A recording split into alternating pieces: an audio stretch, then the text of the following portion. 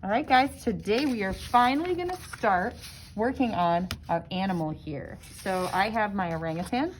Some things that you need, you definitely wanna have your reference, whether it's on your device or it is something that you have an actual printout like I have, but you want it in front of you for colors, for textures, for placement.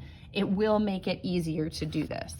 So a couple tips that we've gone over in other ways, but I just wanna remind you, especially when it comes to something as important as the star of the show, you wanna go really slow. It's better to take your time because then you're slowly building up details.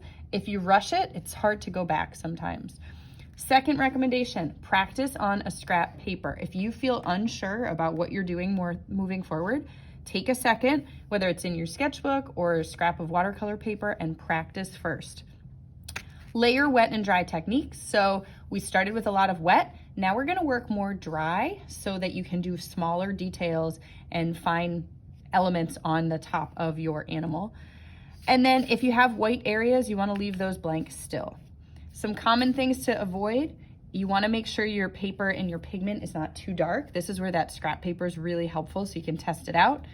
If there's too much water, there's often too much spread, and especially when we're doing details like the animal in the foreground, we don't want the animal to all of a sudden spread out all over the space. All right, so I'm ready to begin. I'm gonna take a moment to just kind of set up a game plan, looking at my picture here. So when I look at the colors that I see in my orangutan, what I'm going for, I see some browns, I see some reds, maybe a little bit of black mixed in to make it a little bit darker. And I noticed that the face and some of the hair is a little bit lighter. It's got like a lighter red or a lighter gray to it.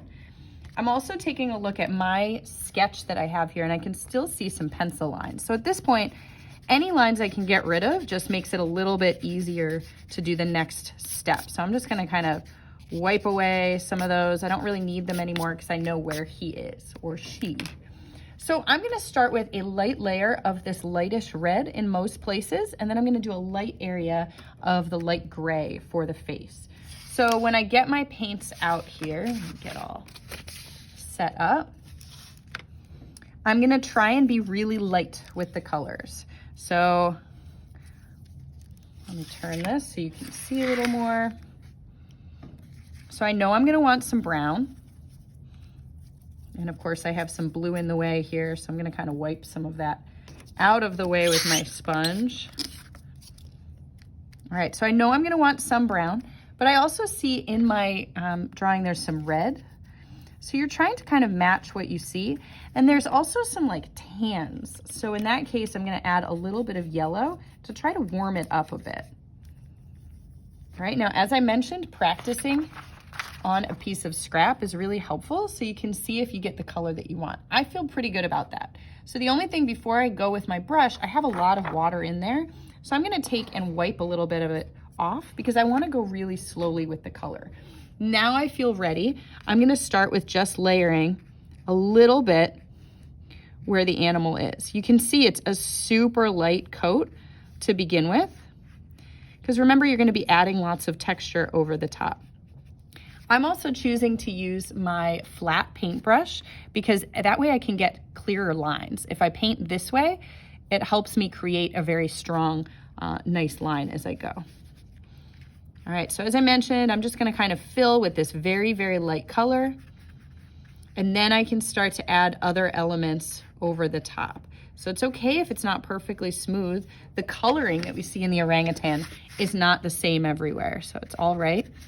And then as far as the face goes, I mentioned that there's this light color, but it's a little bit different than what I see on the body.